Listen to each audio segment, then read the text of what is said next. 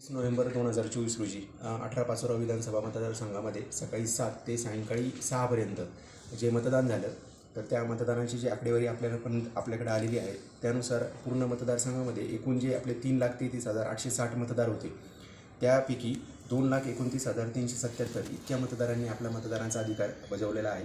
एकंदरीत टक्केवारी जर बघितली तर 68.70% जितकं आपलं तालुक्यात आपल्या मतदारसंघामध्ये मतदान झालेलं आहे.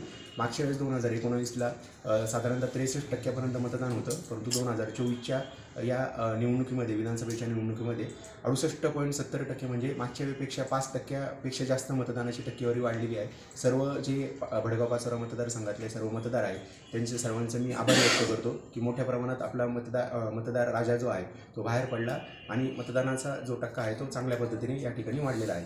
मतदानाची पूर्णपणे प्रक्रिया रात्री उशिरा 11-11:30पर्यंत आपल्याकडे चालू होती आणि दुपारनंतर फार मोठ्या प्रमाणात आपल्या इथं मतदारांनी मतदान केंद्रावरती जाऊन मतदान करण्याचा अधिकार बजावलेला आहे. कोणत्याही प्रकारचं गालबोट न लागता अत्यंत शांततेत आणि सुस्थितीत चांगल्या पद्धतीने मतदान आपल्या इथं मतदारसंघात पार पडलेलं आहे. जी आता आपली मतमोजणीकडे जाण्याची जी तयारी आहे त्या अनुषंगाने 23 तारखेला सकाळी 8 वाजेपासून तर मतमोजणीचा निकाल लागेपर्यंत आपली ही सगळी प्रक्रिया चालणार आहे.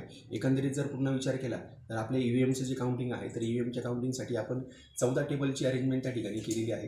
पोस्टल बॅलेटच्या काउंटिंगसाठी 8 टेबल आणि ETPMMचे जे बॅलेट पेपर आपल्याकडे येणार आहे त्याच्यासाठी आपण 4 टेबलची अरेंजमेंट केलेली आहे. त्या ठिकाणी आपले जे 12 उमेदवार आहे तर 12 उमेदवारांसाठी त्यांचे मतमोजणी प्रतिनिधी आणि स्वतः उमेदवार किंवा त्याचा निवडणूक प्रतिनिधी या सगळ्यांसाठी आपण त्या ठिकाणी प्रॉपर अरेंजमेंट केलेली. त्यांना वेगळे आय कार्ड्स दिलेले आहे.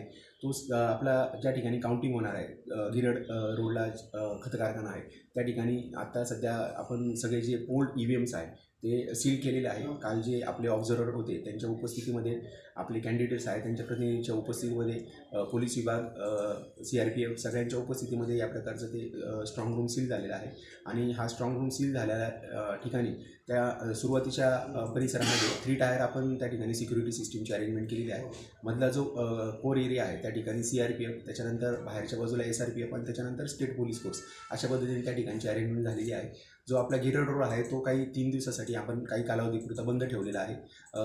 शनिवारच्या दिवशी गोसे हायस्कूल आहे तर त्या गोसे हायस्कूलला देखील आपण सुट्टी देण्याचा विचार करत आहोत. मतमोजणीची प्रक्रिया पूर्णपणे शांततेत पार पडावी यासाठी प्रशासन आणि पोलीस प्रशासन चांगल्या पद्धतीने सज्ज झालेलं आहे. कोणत्याही प्रकारचं कायदा व सुव्यवस्थेचा प्रश्न निर्माण होणार नाही आणि नियमाप्रमाणे ECIच्या गाईडलाईन्सनुसार आणि चांगल्या पद्धतीने मतमोजणीची प्रक्रिया पार पाडली जाईल याबद्दल प्रशासन हे सज्ज आहे.